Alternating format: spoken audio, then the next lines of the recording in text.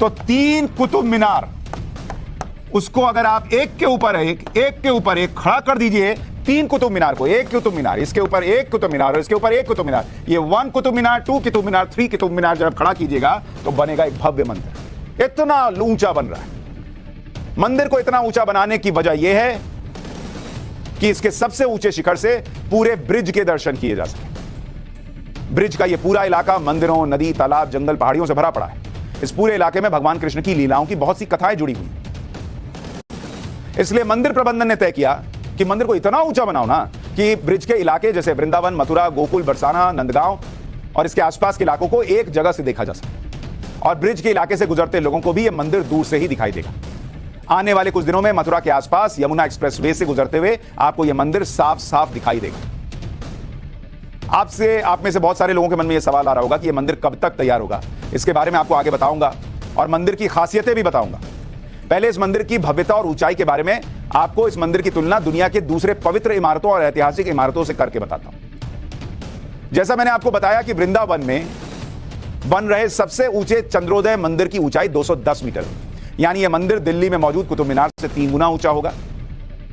धर्म से जुड़ी ऊंची इमारतों की लिस्ट में एक नाम आता है तुर्की की हागिया सोफिया मस्जिद का, जिसकी कुल ऊंचाई 55 मीटर है और यह है 210 मीटर, ऑलमोस्ट 4 गुना से थोड़ा सा कम।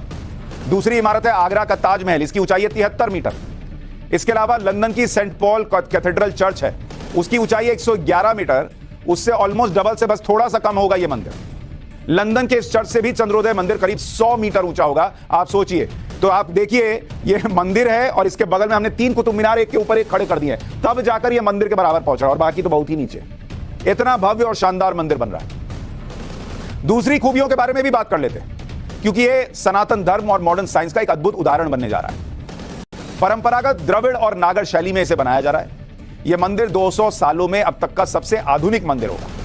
मंदिर के सबसे ऊंचे हिस्से तक पहुंचने के लिए एक हाई स्पीड लिफ्ट लगाई जा रही है। भाई इतना ऊंचा कोई पैदल थोड़ी जाएगा, पैदल जाएगा तो फिर सीधा ऊपर भगवान के पास ही पहुंच जाएगा। सीधा भगवान कहेंगे आओ, इतना ऊपर आयो तो मिल ही लो। इसलिए लिफ्ट लगा दी गई। इस मंदिर की सबसे खास बात यह है कि यदि किसी तूफान या भूकंप की वजह से बिल्डिंग 1 मीटर झुक भी गई तो भी लिफ्ट सीधी चलती रहेगी। यह टेक्नोलॉजी दुबई के बुर्ज खलीफा इमारत में लगाई गई। मंदिर की पूरी इमारत में 511 पिलर होंगे। इन पर पूरी बिल्डिंग का वजन 5 लाख टन होगा, जबकि ये पिलर 9 लाख टन वजन सहने की कैपेसिटी रखते हैं।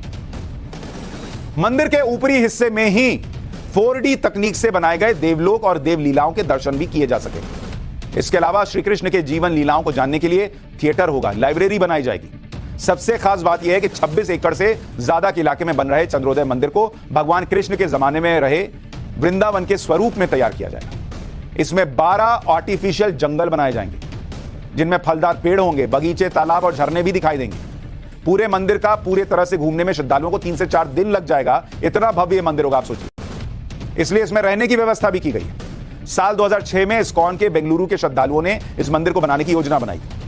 इसके लिए दुनिया भर की कई कंस्ट्रक्शन कंपनियों और इंजीनियर्स को शामिल किया गया और करीब 8 साल की तैयारी के बाद साल 2014 में इस मंदिर की नींव रखी गई। इस मंदिर को बनाने का टारगेट 2022 तक रखा गया था, लेकिन कोरोना की वजह से इसमें 2 साल की देरी हो गई।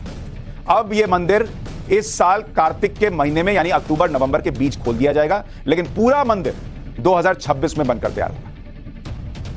इस मंदिर को बनाने में 700 करोड़ रुपए खर्च होंगे। 700 करोड़ रुपए, सोचिए, कोई छोटी मोटी बात नहीं।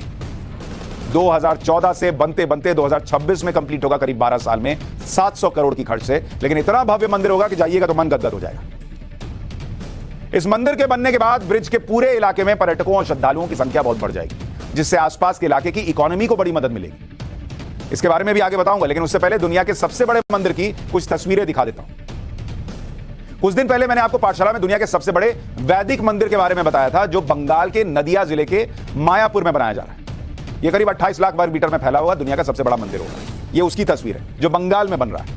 यह अगले साल 2024 में पूरी तरह से बनकर तैयार हो जाएगा। इसका निर्माण साल 2009 में यानी पिछले 14 साल से चल रहा है।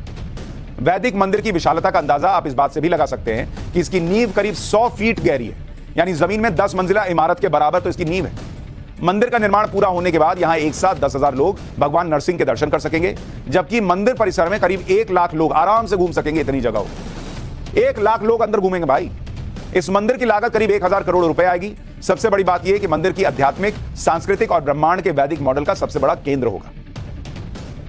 इन मंदिरों के बारे में मैंने आपको इसलिए बताया ताकि आप समझ सके कि एक मंदिर सिर्फ अध्यात्म का केंद्र नहीं होता, इससे पूरी अर्थव्यवस्था और रोजगार को भी मदद मिलती है। भारत में अगर आप देखेंगे मंदिर की अर्थव्यवस्था कैसी है, क्योंकि कुछ लोगों को इस देश में बड़ी दिक्कत है, अरे यार मंदिर क्यों बना रहे हो, कुछ और बना दो लेकिन मंदिर मत बनाओ। भाई मंदिर की भी अपनी अर्थव्यवस्था होती है, और वो अर्थव्यवस्था क्या करती है, कैसे चलती है, आपको दिखाता हूं। भारत में लगभग 7.5 लाख मंदिर माने जाते हैं कि 7.5 लाख मंदिर,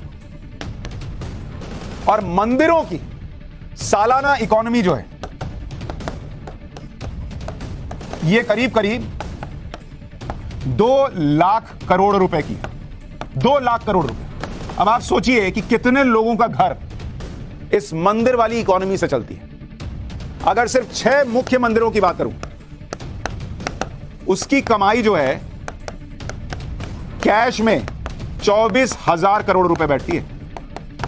24,000 करोड़ हर साल, सालाना। अब आप सोचिए, कर्नाटक के जो मंदिर हैं उनसे सिर्फ टैक्स का कलेक्शन 80 करोड़ रुपए का आता है।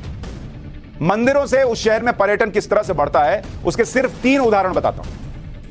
उदाहरण देखिए आप कि कैसे मंदिरों से पर्यटन बढ़ता है, और इस पर सबसे ज्यादा अगर आपको याद दिलाऊं किसी ने फोकस किया है तो वो है नरेंद्र मोदी, कि अध्यात्म और उस अध्यात्म के जरिए इकोनॉमी, उसको भी जोड़ दो तो किस तरह से प्रभाव पड़ता है वो उन्होंने समझा, और उसका एग्जाम्पल देखिए।